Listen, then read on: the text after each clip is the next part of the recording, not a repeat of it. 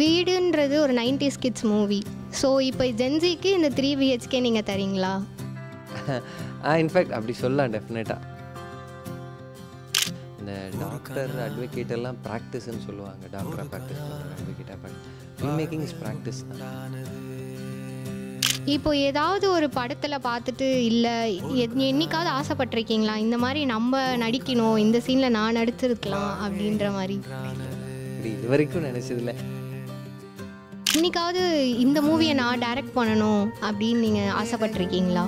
ஆசைகள் சரி, இந்த மாதிரி ஒரு இந்த படம் நம்மக்கிட்ட ஸ்கிரிப்டாக யாரோ கொடுத்துருந்தா நம்ம டைரக்ட் பண்ணியிருக்கலாமே அப்படி ஆசையாக இருக்குது. Hi viewers, this is Ashitha from GNC Viscom. இன்றைக்கி நம்ம கூட இருக்கிறது 3 BHK movie director Sri Ganesh sir. Hello sir. Hello. So இன்றைக்கி நம்ம நிறைய விஷயம் தெரிஞ்சுக்க போகிறோம், இவரை பற்றியும் இவரோட சினிமாவை பற்றியும். First of all thank you so much இந்த மாதிரி அழகான திரைப்படம் எங்களுக்காக நீங்கள் கொடுத்ததுக்கு. And thank you for the team எங்களுக்கு ஆர்கனைஸ் பண்ணி இந்த மூவியை ப்ரீமியர் ஷோவாக காட்டினதுக்கு. We were very lucky actually. Okay sir. So இப்போ உங்களுக்கு இந்த ஃபஸ்ட்டு கொஷனே எப்படின்னா, உங்களுக்கு இந்த மாதிரி ஃபிலிம் மேக்கிங்கில் வந்த லவ் அண்ட் ஒரு பாயிண்ட் இருக்கும்ல சார், இந்த இடத்துல தான் எனக்கு இந்த ஃபிலிம் மேக்கிங்ன்றது என்னோடய கரியர் அப்படின்றது நீங்கள் எப்போ சூஸ் பண்ணீங்க? எந்த பாயிண்ட்டுன்னு சின்ன வயசுலேருந்து படங்கள் ரொம்ப பிடிக்கும். நான் நிறைய படம் பார்ப்பேன் சின்ன வயசில். அதுலேருந்து நமக்கு நேச்சுரலாக கொஞ்சம் புக்ஸ் படிக்கிறது, ஸ்கூலில் ப்ளேஸ் போடுறது அப்படி இருந்துச்சு. ஐ திங்க் 11th ஸ்டாண்டர்டில் டிசைட் பண்ணேன் நான்.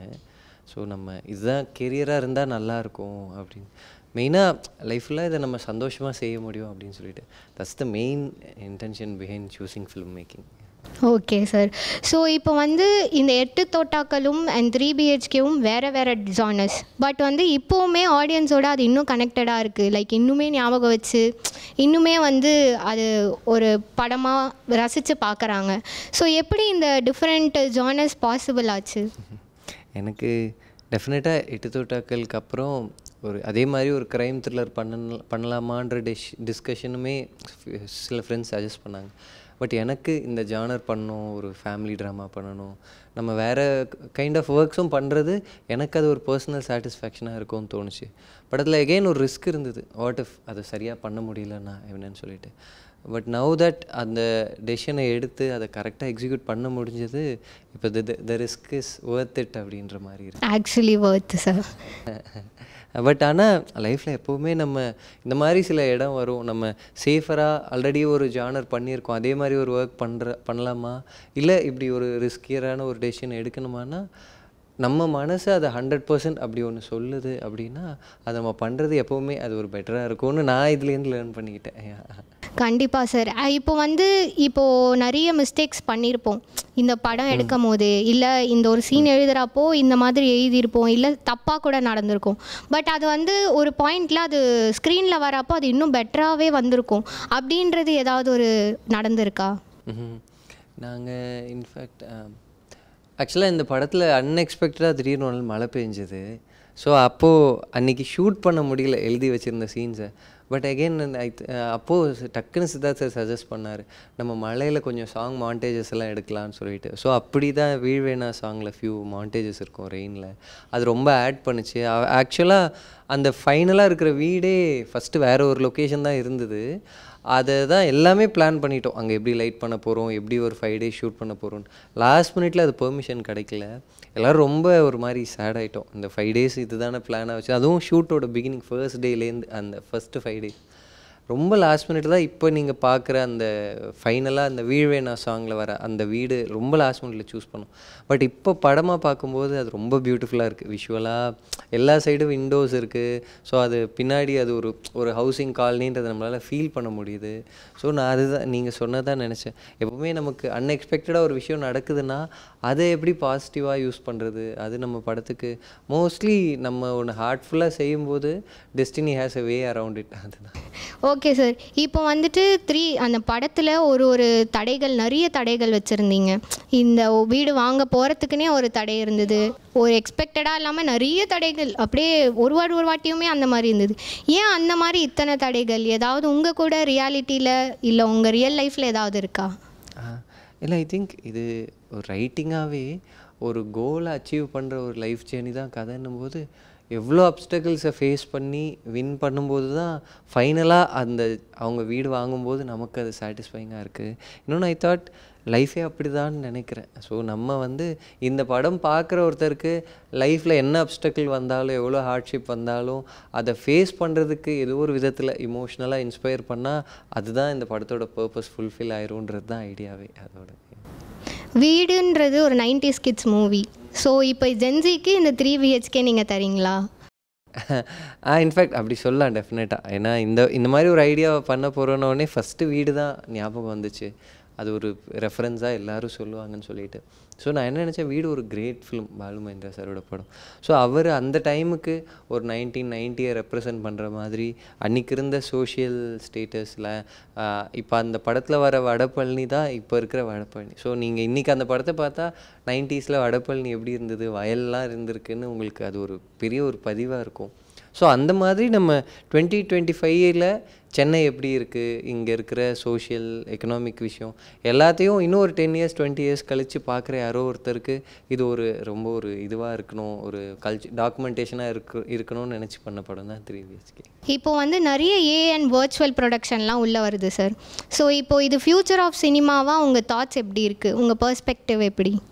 Okay, I think any day எல்லா ஃபீல்ட்லையும், not just cinema, it can be any other field, ஒரு ஹியூமன் மைண்டுக்கு அதோட தாட்ஸுக்கு எஃபர்ட்ஸுக்கு எப்போவுமே ஒரு தேவை இருந்துகிட்டே இருக்கும்னு நினைக்கிறேன்.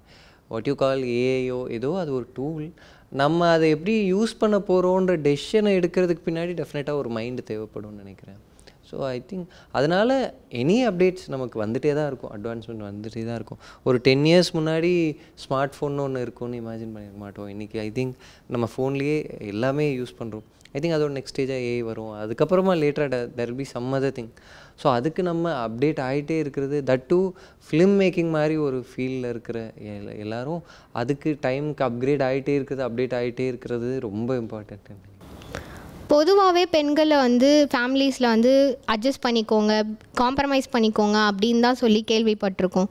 பட் உங்கள் படத்தில் நீங்கள் அதை பிரேக் பண்ணியிருக்கீங்க, அது எப்படி சாத்தியமாச்சு?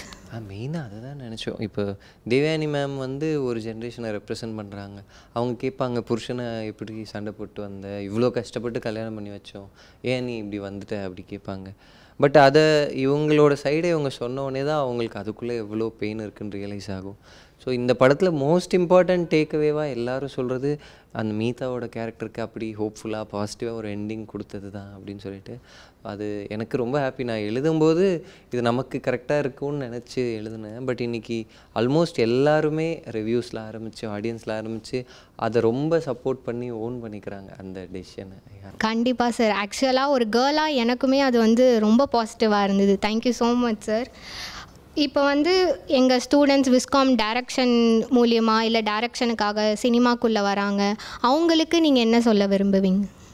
நான் ஜஸ்ட் இப்போது ஸ்டேஜ்லேயுமே சொன்னேன், இந்த டாக்டர் அட்வொகேட்டெல்லாம் ப்ராக்டிஸ்ன்னு சொல்லுவாங்க, டாக்டராக ப்ராக்டிஸ் பண்ணுறாரு, அட்வொகேட்டாக practice, film making is practice தான். ஸோ நீங்கள் வந்து எவ்ரிடே ஏதோ ஒன்று பண்ணிகிட்டே இருக்கணும். மோஸ்ட் ஆஃப் த திங்ஸ் ரைட்டிங்காக இருக்கட்டும், டிரெக்டிங்காக இருக்கட்டும், நீங்கள் ரைட்டிங்கிறது ஒரு பெண்ணை எடுத்து பேப்பரில் எழுதிட்டே இருந்தால் அது ப்ராக்டிஸ். ஃபிலிம் மேக்கிங்கிறது நீங்கள் ஒரு ஸ்பாட்டுக்கு போய் ஒரு கேமராவை எடுத்து ஒர்க் பண்ணிகிட்டே இருக்கிறது ப்ராக்டிஸ். ஸோ அதை ரெண்டை பண்ணிகிட்டே இருக்கணும்னு சொல்கிறேன். ஏன்னா நான் பார்க்குற நிறைய பேர்கிட்ட ஒரு பயம் இருக்குது, நம்ம ஏதாவது செஞ்சு தப்பாகிடக்கூடாதுன்னு. அவங்க நிறைய திங்க் பண்ணி ஓவர் திங்க் பண்ணியே நிறைய டைம் எமோஷ்னலாக ஹர்ட் ஸ்ட்ரெஸ் ஆகிறாங்க. அதை இப்படி எதாக இருந்தாலுமே you can overcome anxiety only through ஆக்ஷன்ஸ்னு நிறைய ஃபேமஸ் சைக்காலஜிஸ்ட் சொல்கிறாங்க. அது ஃபிலிம் மேக்கிங் மாதிரி ஒரு வேலைக்கு ரொம்ப இம்பார்ட்டன்ட்டுன்னு நினைக்கிறேன். Thank you sir. இப்போ வந்துட்டு ஒரு ஸ்க்ரீனில் இந்த எமோஷனை வந்து ஒரு ஆக்டர்கிட்டேருந்து கேப்சர் பண்ணுறது கஷ்டம் அப்படின்னா எந்த எமோஷன் சொல்லுவீங்க? ஐ திங்க் ஒரு இமோஷ்னல் சீனை ஒரு ஆக்டர் பண்ணுறது ரொம்ப ரொம்ப கஷ்டம்.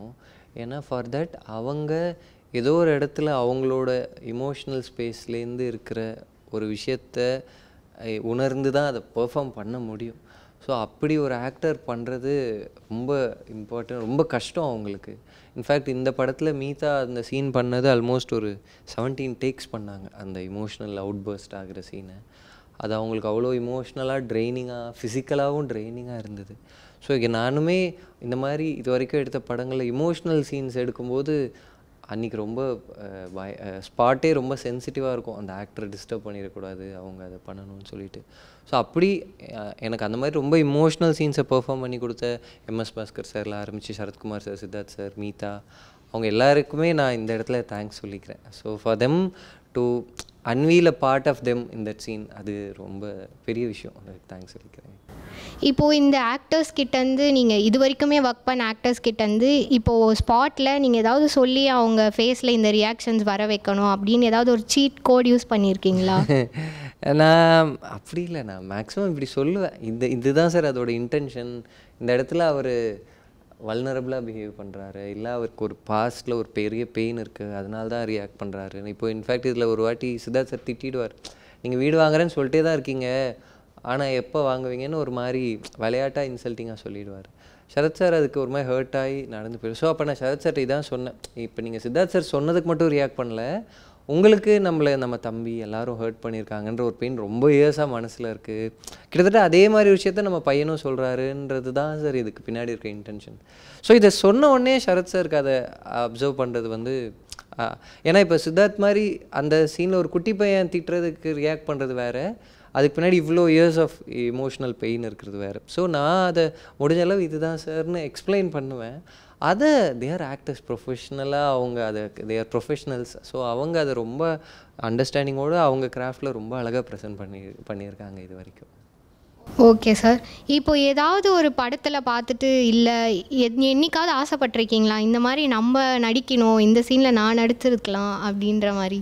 இல்லை, நான் அப்படி இது வரைக்கும் நினச்சதில்லை. பட் எனக்கு ரொம்ப சந்தோஷமாக இருக்கும், இப்போது ஒரு பெர்ஃபார்மன்ஸுக்கு ஆக்டர்ஸாக அவங்க பாராட்டப்படுறாங்க அப்படின்னும்போது. ஏன்னா அதை ஃபஸ்ட்டு எழுதும்போது பார்த்தது நான் தானே இமேஜின் பண்ணுவோம். இப்போ அதே மாதிரி ஆடியன்ஸை அதை பார்த்துட்டாங்க, நம்ம எழுதின சீன் ஸ்க்ரீனில் ட்ரான்ஸ்லேட் ஆகிடுச்சு, இன்றைக்கி அதுக்கு ஒரு பாராட்டு கிடைக்குதுன்னு போது நம்மளோட ஒரு குழந்தைய எல்லாரும் பாராட்டுறாங்கன்ற அந்த ஒரு எமோஷனாக இருக்கும் அந்த சீனுக்கு நடக்கிற இது. ஸோ அப்படி தான் இது வரைக்கும் நடந்த எல்லாத்தையுமே நான் நினச்சிருக்கேன். அப்படி என்னைக்காவது இந்த மூவியை நான் டைரக்ட் பண்ணணும் அப்படின்னு நீங்கள் ஆசைப்பட்டிருக்கீங்களா? ஆசைகள் எனக்கு சில படங்கள் பார்க்கும்போது தோணும், இப்படி ஒரு ஒர்க்கை நம்ம பண்ணிட மாட்டோமா அப்படின்னு சொல்லிட்டு. எனக்கு டக்குன்னு இப்போ ஏதாவது ஒரு படம் சொல்லணுன்னா, நான் ஹோம்னு இப்போ ஒரு மலையாளமில் ஒரு ஃபிலிம் லாஸ்ட் இயர் பார்த்தேன். ரொம்ப ஸ்வீட்டாக, ரொம்ப இமோஷ்னலாக இருந்தது. சரி, இந்த மாதிரி ஒரு இந்த படம் நம்மக்கிட்ட மேபி ஸ்கிரிப்டாக யாரோ கொடுத்துருந்தா நம்ம டைரக்ட் பண்ணியிருக்கலாமே, அப்படி ஆசையாக இருந்தது. சில படங்களை பார்க்கும்போது இதே மாதிரி ஒரு இமோஷ்னலான ஒரு படம், இல்லை இன்ஸ்பைரிங்கான ஒரு படம் நம்ம பண்ணிட மாட்டோமான்னு நிறைய படங்களை பார்த்து அப்படி ஆசைப்பட்டிருக்கேன். யாரை இன்ஸ்பிரேஷனாக நீங்கள் இத்தனை நாள் வரைக்குமே நினச்சிக்கிட்டு இருக்கிறீங்க? லைக் ஒருத்தர் 2 பேர் அந்த மாதிரி? 2 பேர் ரொம்ப இம்பார்ட்டண்ட்டாக சொல்லணுன்னா, first one Kamal sir. So அவரோட எனக்கு சினிமான்ற வேர்டு அறிமுகமானதே கமல் சாரோட படங்கள் மூலமாக தான், அவரோட ஒர்க்ஸ் மூலமாக தான். அவரோட எல்லா படங்களும் நான் எழுதுகிற எல்லா ஒர்க்லேயும் பெரிய இன்ஸ்பிரேஷனாக இருந்திருக்கு. இன்ஃபேக்ட் எனக்கு 8 தொட்டாக்களுக்கும் சரி, நான் இன்றைக்கி 3 BHK நினச்சிட்டு இருந்தேன். மகாநதி ஒரு முக்கியமான இன்ஸ்பிரேஷன். ஒரு ஆர்டினரி உழைக்கிற ஒருத்தர், நேர்மையாக இருக்கிற ஒருத்தர், அவங்களோட ஜேர்னியில் எவ்வளோ ஹார்ட்ஷிப்ஸை கோ த்ரூ பண்ணுறாங்கன்றதுக்கு ஸ்பிரிச்சுவலாக மகாநதி எனக்கு ரொம்ப ஒரு இன்ஸ்பிரேஷனாக இருந்திருக்கு. இன்றைக்கி காலையில் கூட யோசிச்சுட்டு இருந்தேன். இன்னொரு முக்கியமான இன்ஸ்பிரேஷன் கமல் சாருக்கும் ஒரு பெரிய இன்ஸ்பிரேஷன் சாப்ளின். ஸோ நான் எந்த ஒர்க்கை பண்ணாலும் சாப்ளின் மாதிரி அதை எல்லாருக்கும் யூனிவர்சலாக கனெக்ட் ஆகிற ஒரு எமோஷனோடு சொல்லிட முடியுமா அப்படின்னு தான் ஒவ்வொரு படத்துலையும் ட்ரை பண்ணுறேன். ஐ ஹோப் சம்டே என்னால் சாப்ளினோட அந்த ஒரு அந்த ஒரு ஒர்க்கோட குவாலிட்டியை ரீச் பண்ணிட முடியுமான்றது தான் ஆஸ்பயர் பண்ணுறேன். All the best sir. Thank you. Okay, இப்போது உங்கள் ஜேர்னி ஆஃப் டைரக்டர்லேருந்து 8 தொட்டாக்கள்லேருந்து இப்போது 3 BHK வரைக்குமே உங்கள் ஜேர்னி ஆஃப் டைரக்ஷனை நீங்கள் எப்படி அழகாக சொல்லணும்னு ஆசைப்படுறீங்க? ஒவ்வொரு ஃபில்மும் எனக்கும் இப்போ நான் சொன்ன மாதிரி ப்ராக்டிஸ் தான். அதில் சில விஷயங்கள் செய்வோம், சரியாக இருக்குதுன்னு நினைப்போம். ரிலீஸ்க்கு அப்புறம் சில லெசன்ஸ் கிடைக்கும், இது இன்னும் பெட்டராக பண்ணியிருக்கலான்னு சொல்லிட்டு. என்னோடய 2வது படம் ஒன்று இருக்குது, குருதியாட்டம்னு, அதர்வா சாரோட பண்ண படம். அது நிறைய ப்ராப்ளம்ஸால் ஒரு 5 years நின்று நடந்து வந்துச்சு. ஒரு இன்கம் அது எனக்கு இன்னும் நல்லா பண்ணியிருக்கலான்னு நான் எப்போவுமே நினைக்கிற ஒரு படம்.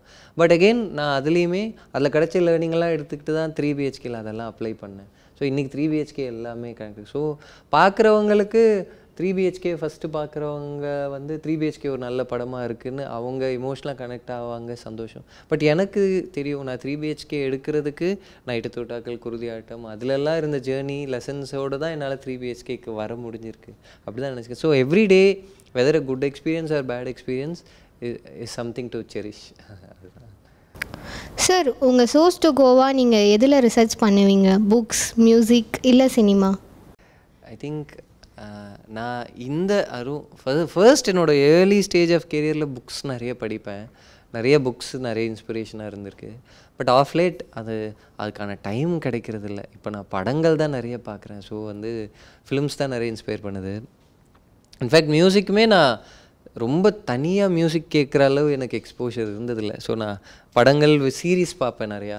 ஸோ அதில் இருக்க சவுண்ட் ட்ராக்ஸ் நிறைய கேட்பேன். ஸோ அப்படி தான் இன்ஃபேக்ட் நான் இந்த படத்துக்கு மியூசிக்கு ஒர்க் பண்ணும்போது கூட அம்ரித்துக்கு வந்து சீன்ஸாக ஏதோ ஒரு சீனை யூடியூப்பில் போடு, இந்த கைண்ட் ஆஃப் மியூசிக் எனக்கு இருந்தால் நல்லாயிருக்கும். அவர் அதோட ஜானர் ஃப்ளேவர்லாம் சொல்லுவார், இது ஜாஸு, இது செல்லோ அப்படின்ட்டுலாம்.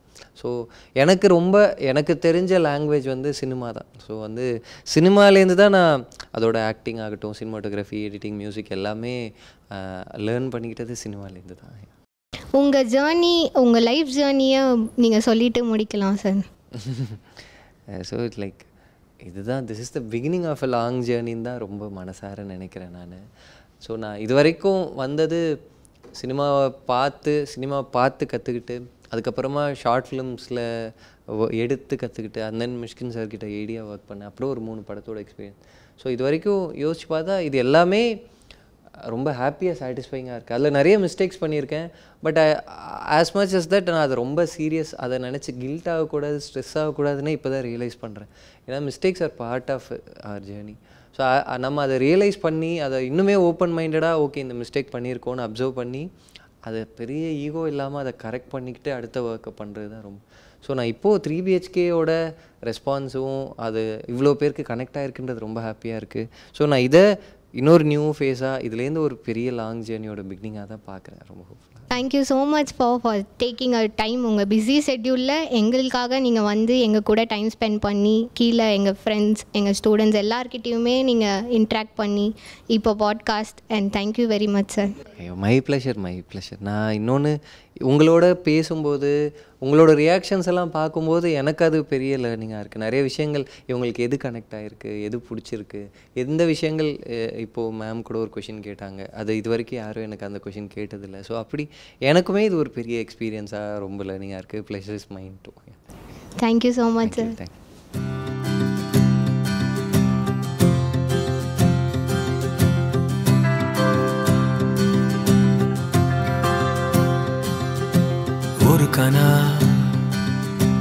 ஒரு கனா வாழ்வில் உண்டானது. ஒரு கனா